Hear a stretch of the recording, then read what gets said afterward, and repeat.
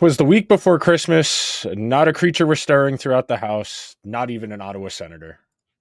You're Locked On NHL, your daily podcast on the National Hockey League. Part of the Locked On Podcast Network, your team every day.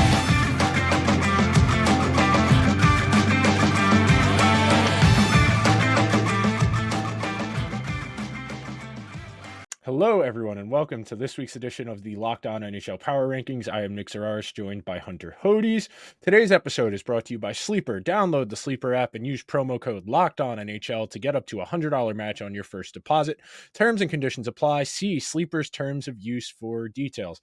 Hunter, we are getting into that midpoint of the season now. Every team has played at least 27 games. The team with the most games has played 34.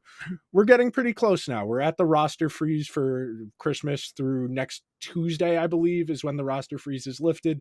A couple teams have games sprinkled throughout the weekend, but most teams' last game is tonight or tomorrow. Nobody plays on Sunday, I believe. So we're kind of getting to that point where we're almost locked in. We're not fully locked in, and that's a lot of what we're going to talk about in the second segment in relation to just how little movement there is after this date. You'll be very surprised when we get there. But looking at the power rankings this week, and I'll pull them up here for those of you watching along on YouTube so you have an idea what we're talking about. The big jump is the Philadelphia Flyers, who have put together a nice little run here. They're 7-0-1 in their last 8 games. They've scored 25 goals and conceded 15 in that window. Yes, they are a little overheating on their PDO. They're at 103, which if you're at 100, that's considered you're about average in your luck. You add shooting percentage and save percentage together. That's how you calculate PDO. The way you calculate it's a little different now. Back in the day when we were kids, it was 910 save percentage, 9% shooting. Now it's 900 save percentage, 10% shooting, but that's just how the game has changed. The Flyers are fascinating to me because there's a couple decent players on this team, but largely they've gotten better just by getting rid of Provorov and D'Angelo, which, getting rid of 2 players who are useful, even if they are flawed players, you wouldn't typically associate that with this much of a dramatic improvement, I should say, not increase. Right, because it's funny, Nick. I thought heading into this season, the Flyers were probably going to be, I wouldn't say the worst team in the league, but I thought they were a bottom 5 to 10 team, just because you look at that roster and it wasn't good. I still don't think it's that good, but with what John Tortorella has done, I don't see how he isn't the favorite right now to win the Jack Adams. This is a total Torts team. He's getting the most out of a roster that is, let's face it, not that talented, but it also does help with the talent that they do have. For example, Sean Couturier, 7 goals, 21 points in 29 games. Couturier is having a nice renaissance, even though he's missed a lot of time these past couple of seasons. Travis Sanheim has mostly been very good this year, one of their best playmakers from the back end. Travis Konechny has 16 goals in 31 games, 26 points overall. You're getting the production from the top players on that roster. Farabee's been pretty good. Owen Tippett's actually had a pretty good year too, 11 goals, 19 points in 31 games. Cam Atkinson being back is massive. But you go down this lineup, there really isn't that much good depth there. But it goes to show what good coaching can do for a roster. And Tortorella is getting the most out of it. Now, do I think they're going to stay this hot the rest of the season? No, I don't think so. I don't think they're going to finish second in the Metro by the end of it.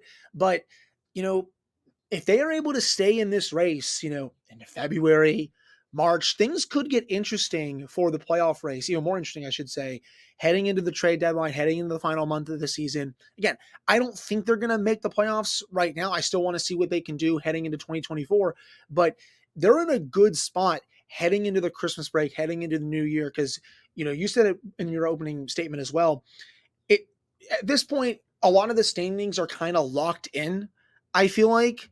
So it's going to be hard, I guess, for some of these other teams to maybe bounce them out. But, it's been a really interesting story for the Flyers this year. I definitely did not see this coming. And I think if anyone saw this coming, they're probably lying to themselves.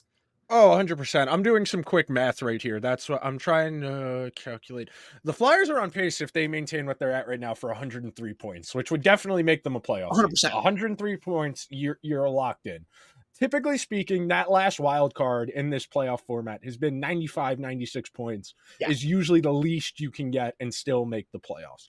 Switching up gears, we'll talk a little bit about the Western Conference, where pretty much everything stayed exactly the same except not the Canucks, excuse me, the Calgary Flames and the Oilers flip-flop spots.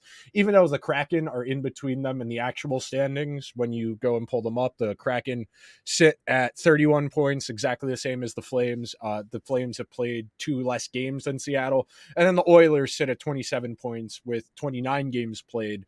So I think at this point, people are just, I don't want to say they're fed up with the Oilers, but we all keep waiting for them to kind of get it going. I mean, they rattled off 7 out of 10. Yeah, They made up a good portion of it, they had a but nice winning to streak in there, Nick. They actually started to turn around a little bit. They got decent goaltending. McDavid is doing his thing. Draisaitl's been fine as well. Their top players are producing, but then they've lost 3 in a row now. It started to look not as good as it did, earlier in the season. But you can't have these setbacks where you are in the standings. Like, you're going to have to no. keep making moves if you want to get past some of the teams that are higher than them in the standings right now. No, and I'm gonna iron out some quick math on them too to see what they're on pace for. Mhm. But real quick, looking at it, the Oilers are 2-3 in their last 5. The Flames are 2-1-2 in their last 5. I think this speaks to what we've talked about a lot over the last couple of weeks. Is just there's a lot of meh teams, Yeah. so the margin for error any given night is pretty small. And obviously, it's professional sports. Anybody can beat anybody on any given night. But I feel like the NHL in particular is really, really mediocre this year. Like what we're going to talk about in the last segment, where we're going to break the teams up into tiers. I only have 5 teams in the contender tier, where I really only think there's about 5 teams that can win the Stanley Cup. That's not to say, team gets in, gets hot at the right time. A la the Panthers last year can't jump from the playoff team tier into the contender tier. But it just feels like there's a lot of meh teams who they'd just be happy to make the playoffs and see what happens if they'd manage to get in. Right. I think I'm kind of in the same boat with you. There's only, I feel like, a few contenders that are definitely in the running to win the Stanley Cup. I mean, there are some teams that are going to make the playoffs that if they get hot at the right time, I could see them maybe going on a big run. But I agree with you. I feel like there's a lot of, I'm trying not to sound like a kid here, a lot of just mid teams in the league Yes. this year compared to last year, where I think there were more contenders overall last year. Obviously we'll get to that in just a second, but it's going to make some of these playoff series, once we get to that point in April, really fascinating to me, because you're going to probably see some teams that are, just fine playing against each other, that will go on longer runs than people expected them to. But then when they go up against a true contender, they might get waxed. But I also should caution myself saying that, because anything can happen in a short sample size, especially in a playoff series. But I agree with you overall. I would probably only put maybe 6 to 7 teams as contenders on my list, and that's being generous, to be honest. Yeah, no, and while you were talking, I did the math. The Oilers are on pace for 77 points right now. So that's very clearly way below the threshold. I Right. imagine they will rattle off another 7 out of 10, something of that ilk in the next few weeks to What kind helps of them is that the not. Pacific has been good, so that helps them a little bit. They're only 4 points out of fourth right now. Yeah, the fact that Seattle and the Flames have done nothing with the fact the Oilers have squandered this much of the season, really just leaving the door wide open for them. That's effectively what's happened here. And then, real quick, I think what's interesting to me, and the last thing on this topic before we move on, is just once you get out to a good start, you give yourself a lot more room for error. I was talking about this the other day about the Canucks, where they're points wise, they really only have to play 500 hockey the rest of the way, and they're pretty much a guaranteed playoff spot. Same thing with the vast majority of these teams that are in playoff spots right now. They have afforded themselves enough leeway. I mean, the Jets are in first place in the Central. They're missing arguably their best forward in Kyle Connor for at least another couple weeks, and they're making do. I mean, I don't think anybody thought the Jets would be this tier of team. I mean, again, it's early. I imagine things will get sorted out where Dallas or Colorado will end up in first place there. But the fact that the Jets have been as competitive as they are, that's an encouraging sign. And maybe that's just a benefit of the league at large not being as good, is that a team maybe a little less talented than some of its contemporaries is going to be able to hang around.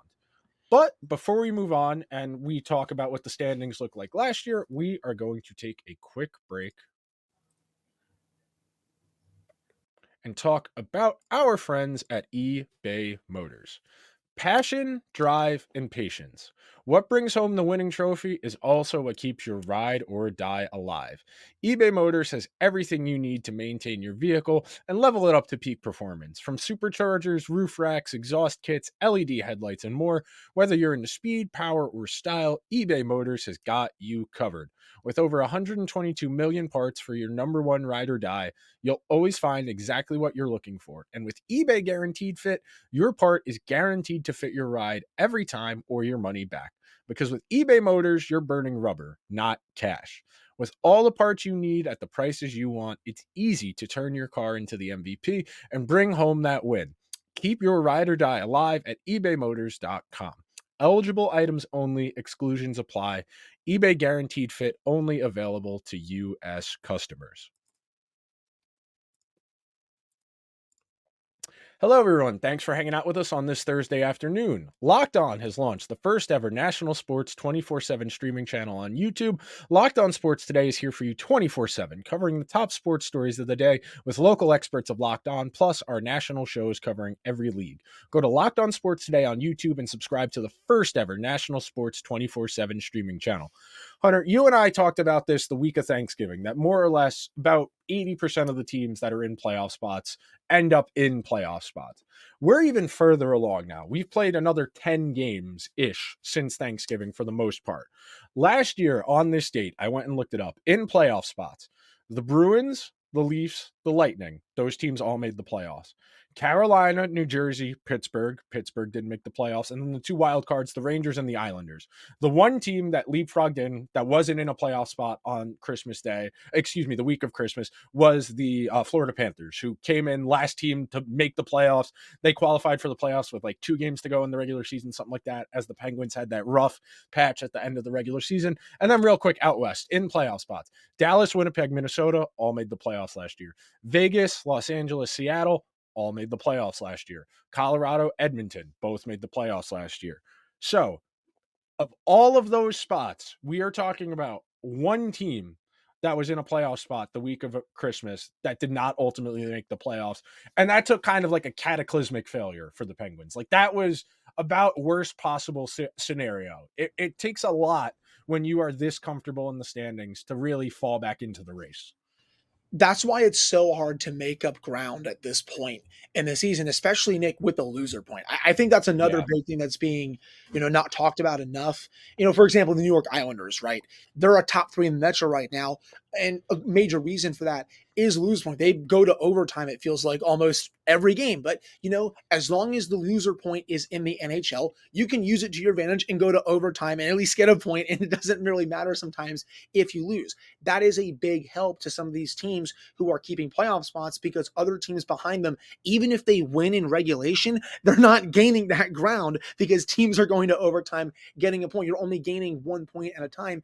And also with that, even if a team behind one of those teams goes on like a big run, say they rattle off 6, 7 wins in a row, for example, the Edmonton Oilers just did, the teams in front of them, they're not really going on these big collapses. And look, they're still out of the playoff picture, at least right now.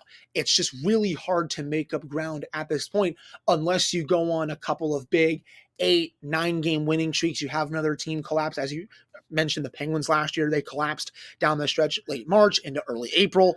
It's super tough to go on that run and rely on some of these teams to also collapse, just because, especially when the Metro teams play each other. For example, this year, it feels like every time a Metro team plays another Metro team, that game goes into overtime. We just saw it last night with the Capitals and the Islanders. It's just really tough to make up that ground. And as we're sitting here today, I wouldn't be surprised if I shouldn't say I would be surprised. I would be stunned if you saw, I would say, big changes to each playoff picture in the Eastern and Western Conference, considering how far each team is ahead of a lot of the other teams that are chasing them. Okay, so in playoff spots right now, today, present day, Yeah. Leafs, Bruins, Panthers. Bruins are in first place. Rangers, Flyers, Islanders. And then the 2 wild cards in the East are Carolina and Tampa somehow. Carolina and Washington. Carolina and Washington. And then Tampa is 1 point behind them. Out west, Winnipeg, Dallas, Colorado, Vegas, Vancouver, LA. And then the 2 wild card spots are Nashville and Arizona. I think Nashville and Arizona a little more likely to fall off the pace. I could see a world where the Oilers, the Kraken, the Flames, but even the Wild would be able to make up that ground because it's only math is hard, 7 points. It's 7 points from the Oilers, who are in 7th place, up to the Coyotes, who are in the last wild card spot. The Wild, who are in 6th, are 4 points off the pace of the Coyotes, who are in that second wild card spot. When we transition over to the East, we are still relatively bunched up. From Washington in that second wild card spot down to Pittsburgh, we are only talking about 5 points. In between Pittsburgh and Washington, there's also Montreal, there's Detroit, there's the Devils, there's the Lightning. Now, if you had to think about this logically, you would probably say the Flyers and Capitals most likely to fall out of playoff spots that are currently in one in the East right now. If you wanted to say the Islanders, I would hear that argument, but I think the Islanders have enough talent where they will be able to play close to 500 hockey the rest of the way, and that should be enough to get them in. You just mentioned their abuse of the loser point. They are very good at just getting to overtime the way the team is constructed. So, in theory, last year we only had one team on this date that was in a spot that fell off.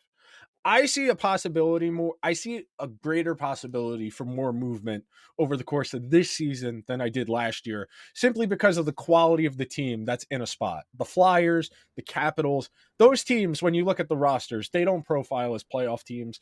Same thing when you talk about out west, the Coyotes and the Predators. God bless UC Saros and Roman Josi. Ryan O'Reilly has been okay for them, but that team doesn't have enough talent, I don't think, to withstand a push. Arizona's been a fun story. They're a fun team. Connor Ingram has had a really nice season for them. But, I expected Logan Cooley to be a little bit better for them. He's had a hard time acclimating to the NHL game. I think there's a better chance for more movement this year than we saw last year.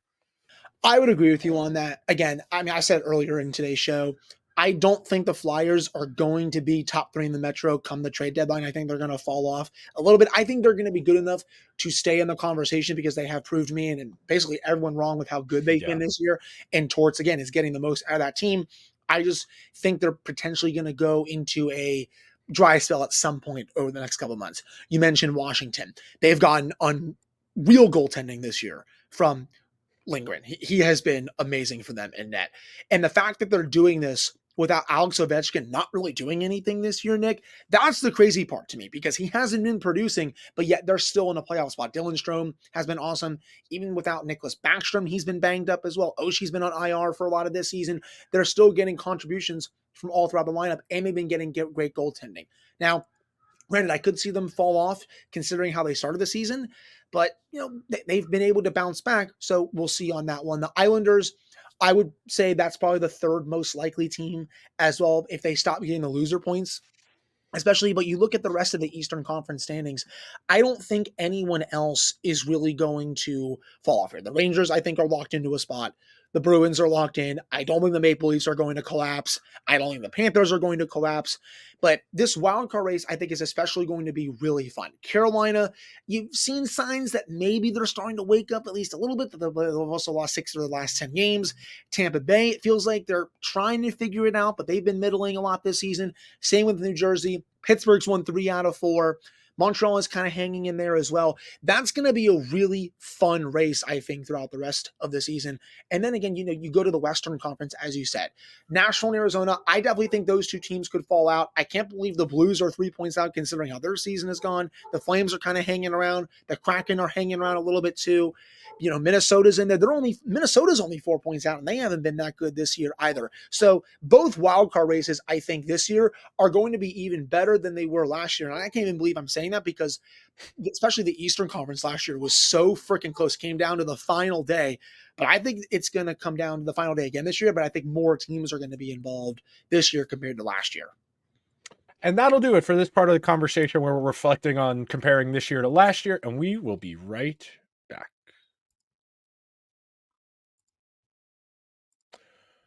A new NHL season brings all sorts of possibilities. Connor McDavid could score 50 goals again, even though he missed all of those games. The Oilers could maybe host the Stanley Cup. And you could win big by playing daily fantasy hockey on Sleeper, the official daily fantasy hockey app of the Locked On NHL Network. Sleeper is our number one choice for daily fantasy sports and especially daily fantasy hockey, because with Sleeper, you can win 100 times your cash in fantasy hockey contests. If I was trying 100 times my money, I would be looking at players who are consistently getting power play time, who are, I don't even need them to be scoring the goals. I need somebody who's in the bumper spot, who's mooching points off of better players. You know how Ryan Nugent Hopkins had 100 points last year? That's the type of player you want to be riding with. The fun part about Sleeper, and it's the only app I use for fantasy in every sport, the thing that makes it fun is that it's really easy to use. It's got the most intuitive interface of any fantasy app. All you have to do is pick whether studs like Connor McDavid, Sidney Crosby, Nathan McKinnon, Matthew Tkachuk will record more or less than their sleeper projections for things like goals, assists, saves, plus minus, and more in a given game. To win a 100 times bet on Sleeper, you need to correctly predict the outcome of 8 player stats. You heard me, hockey fans. You can win 100 times your money playing daily fantasy hockey with Sleeper. So start paying attention and nail your picks to start winning big. Use promo code LOCKEDONNHL and you'll get up to $100 match on your first deposit. Terms and conditions apply. That's code LOCKEDONNHL. See Sleeper's terms of use for details and locational availability.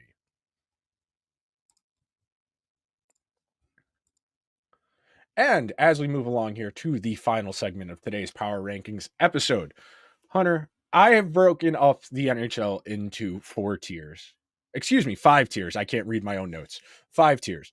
Contenders, playoff teams, bubble teams, mediocre teams, and bad teams. I think we should start with the bad teams because this will be the easiest to flush out and the quickest to get through.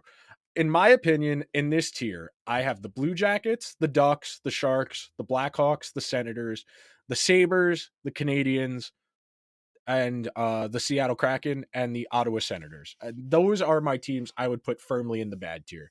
If you want to say Montreal's playing well, that we can move them into the mediocre tier, in Seattle, sure. But these are all teams that don't have any expectation to make the playoffs. If they made the playoffs, it would be a genuine surprise. And it would take a lot to go right to make the playoffs for any of those teams. I would agree with you, and I'm going to put another team on that list, Nick, even though I think people expect them to make the playoffs this year. That was Minnesota. I don't think Minnesota is any good this year. I know they have Kaprizov. I know they have star talent, but they've just been a very disappointing team this year. They haven't been good. And I would just, based on this year alone, I would put them as a bad team. Even though, again, I know me and a lot of other people expect them to make the playoffs. I had them as a top 3 team in the Central, but things haven't worked out as planned. They had to fire their head coach. Some of their players aren't producing like expected, even though Kaprizov's been great. But I would put Minnesota, especially, as I think one of those bad teams, just because they have not done much this year at all. That can change, but I just haven't liked the way they've played all year. Yeah, no, I have them in the mediocre tier because That's they fair. have enough talent where I feel like they can be a little bit better than they've played, and I expect them over the course of the rest of the season. Jared Spurgeon is finally getting into something of a rhythm. Brock Faber is having a very nice first season in the NHL. I feel like they're in that tier. And mediocre teams, I only have 3. I have the Flames, the Capitals, and the Wild. I think Washington getting carried by their goaltending. The Flames have nobody who can score goals consistently. And the Wild, as you just explained, have massively underperformed expectation. Kaprizov's on pace for something horrendous, like 60-something points after being over 100 the last couple of years. So there's definitely something bigger at play than just, they're not getting bounces. There's definitely something there. I want to go into the numbers. I want to look at him. I want to look at Timo Meier. There's a couple guys around the league I want to go under the hood and kind of see what's not working for them that's worked in the past, especially now that Corey Schneider put out his stat tracking data for the first chunk of the season last weekend. So that's worth bearing out. Well, real quick, I'll do the bubble teams because some of them will bleed over into mediocre and playoff. I have Pittsburgh, Tampa Bay, Detroit, Philly, Nashville, Arizona, Edmonton. I think there's an argument to put Detroit in mediocre. If you wanted to put Philly in mediocre, if you wanted to put, excuse me, I should have the Blues in there as well. I forgot to say them. The Blues are mediocre as well. I think those are fair too. I would honestly also argue you can make one that the Islanders are a mediocre team just because I think they're a playoff team. I think the distinction between bubble and playoff and why I have them in playoff is the Islanders expected to make the playoffs. They are on a relatively decent playoff pace. they have gamed the system because they haven't played that well so far, and you have to expect them to keep improving as the season develops. I mean, they had that horrendous string of games where they blew multi-goal leads. Like, Right. that type of thing won't happen again, where they're going to start winning games in regulation at some point, and they're going to start getting into something of a rhythm. Sorokin has yet to really play well this year, and I imagine that'll come for them too I at was some going to say point. that, like, the devil's advocate, excuse me. Sorokin hasn't played well yet, and Yeah. Varlamov has been the better goalie. Once Sorokin wakes up, and I think there's a good possibility that he is going to wake up at some point this season, considering he's one of the 3 to 5 best goalies in the sport, I do think that team could make a run just based on how he's been throughout his NHL career, because he's fantastic. Brock Nelson's been great. Once again, they're getting Yeah. contributions from Noah Dobson, who I think is probably one of the most underrated defensemen in the league. He's been great for them this year. Barzell is producing as well. So again, just looking at the results, I would maybe argue that they're mediocre, but hey, they're getting loser points. They're winning games or compared to earlier in the season. They're getting at least decent goaltending from Varlamov. And if that changes with Sorokin, yeah, this team could definitely win a lot more games down the stretch heading into the playoffs. And I think be a tough out for one of the top teams in the conference just because of the way they play. I definitely agree with you there. In that tier of bubble teams, real quick, because we are coming up against time here.